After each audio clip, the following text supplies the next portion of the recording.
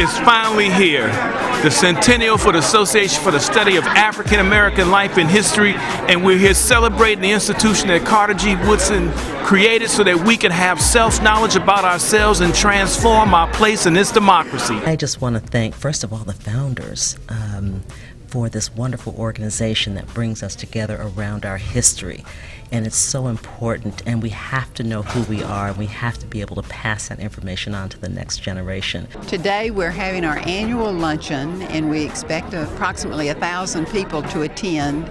This is the centennial year for the Association for the Study of African American Life and History. So this is our kickoff event. We have over 50 authors participating today, and I think you've been in the buzz and see that it's a very popular event with all the luncheon attendees. Well, I've been to these luncheons a number of times. I have colleagues and friends who have invited me here, and knowing about the book fair here, I thought this would be a good venture, a very appropriate venue for this. So I'm pleased to be here with the book. I come every year to ASALH.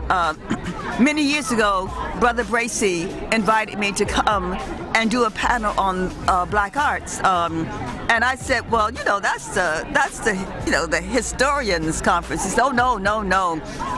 At our conference, we involve everyone, and that's what I found. That is the joy of ASALH, is that they deal with PhDs in history and with lay historians also too, and people who have taught history and herstory. Well, I'm very much part of this organization. I am an Omega, and Carter G. Woodson, founder of this movement, was an Omega, and this is the 100th year of its existence.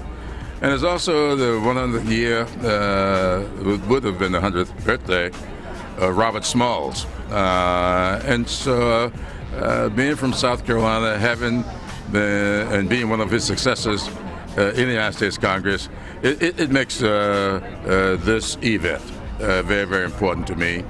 And I'm honored that they have chosen in this 100th year to give me the Living Legacy Award. First of all, I want to congratulate ASALH on 100 years of stellar service, and to wish them the very best into the 21st century and beyond.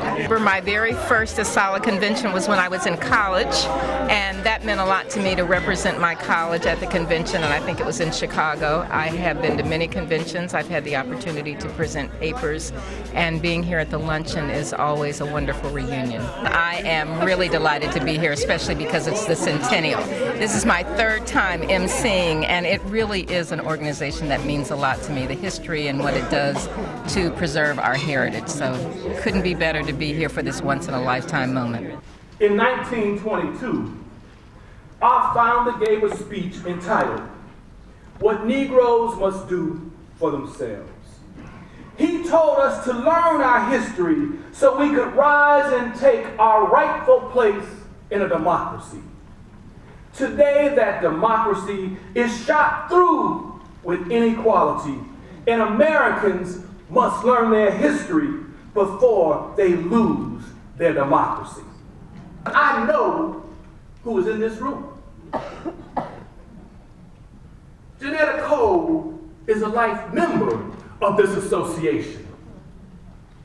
Lonnie Bunch of the National Black Museum is a life member of this association. Bob Stanton, who created so many sites in the National Park Service that he needs his own, is a life member of this association.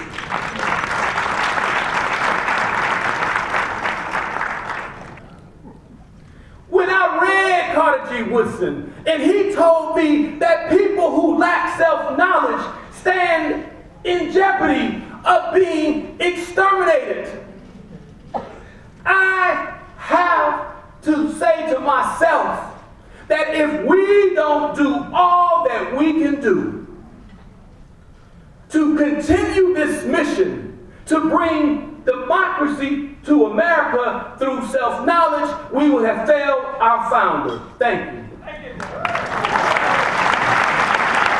I think think that Dr. Woodson and the other founders of this association would be so proud to see that almost 1,300 people came out to celebrate the centennial of an organization that was set up to promote racial harmony, to really teach a people about their history.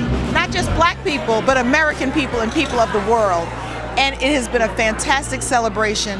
There have been so many aspects of our community and elements of our community who came out to celebrate this day, and we are just overjoyed by the success of this event. I hope that many, many more members of the community will come and join us as we really celebrate and commemorate 100 years, but also make the march to make sure that America is a better nation by being more history focused so that we know where we've come from, we know what we've overcome, and that we can grow upon it.